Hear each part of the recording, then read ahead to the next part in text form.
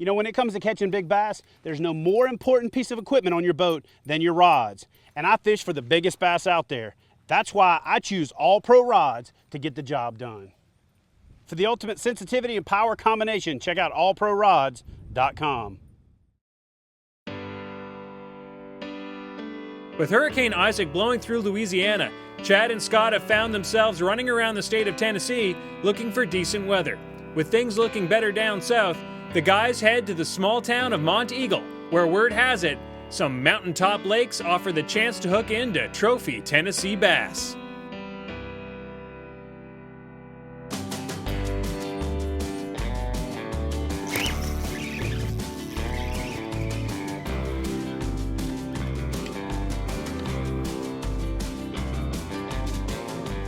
All right, so we made the move and we're back on fish. Get this guy back in the water.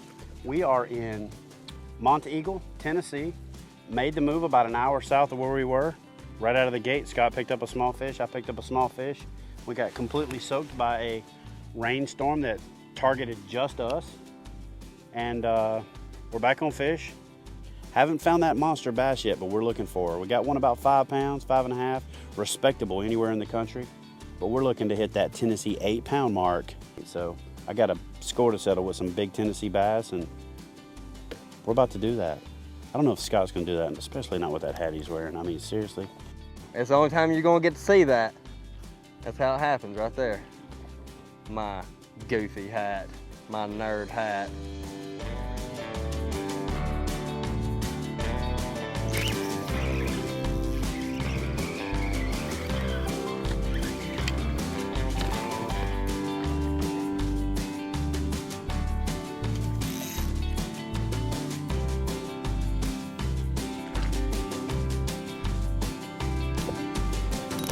Little guy.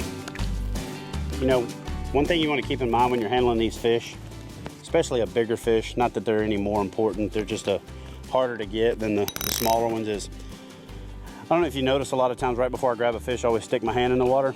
And it's just a habit, because it's something that I really believe you should do, is wet your hand before you touch a fish.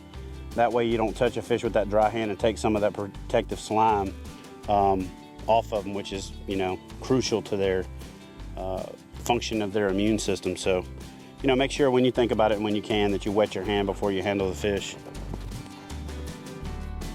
Come on up. Give us a jump.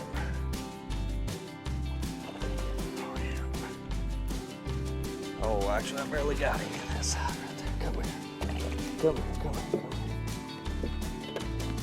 A little better fish. Saw him hit it right off the corner of that grass line where the bank changes.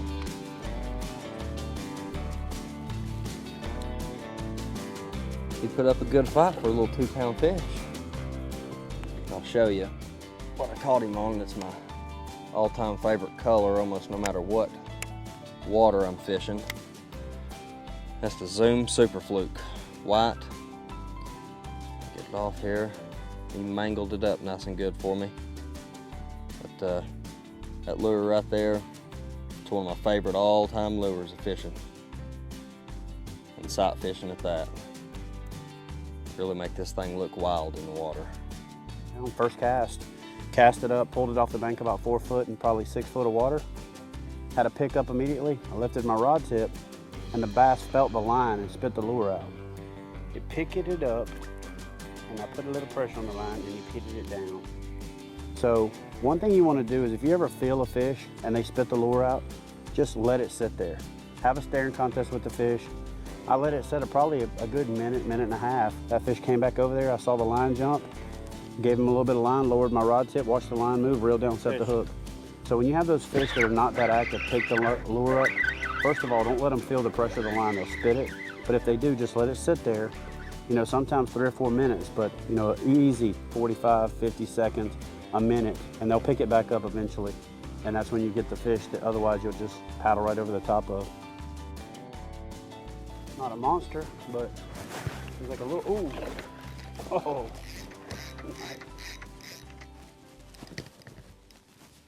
No slouch though.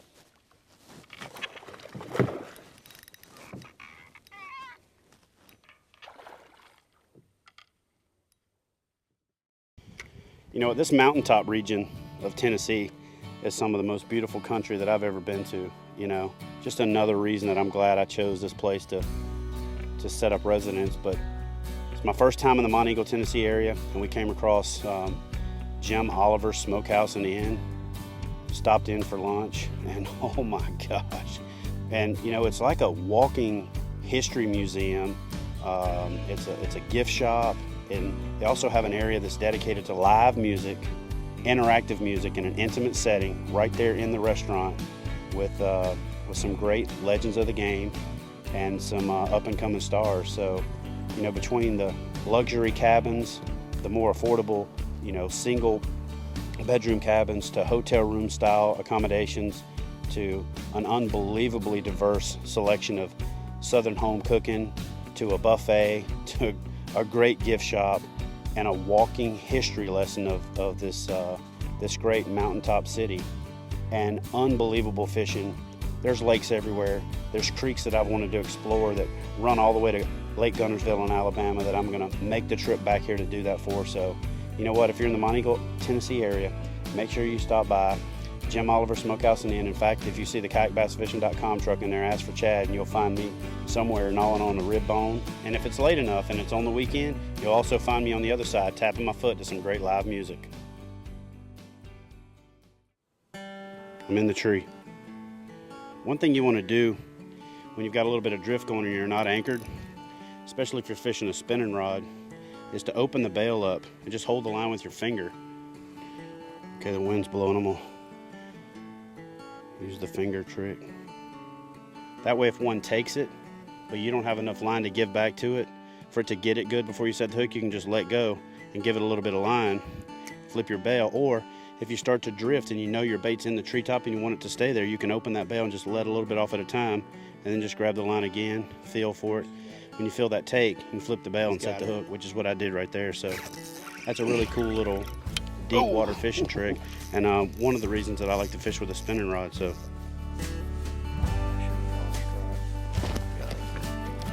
Better fish.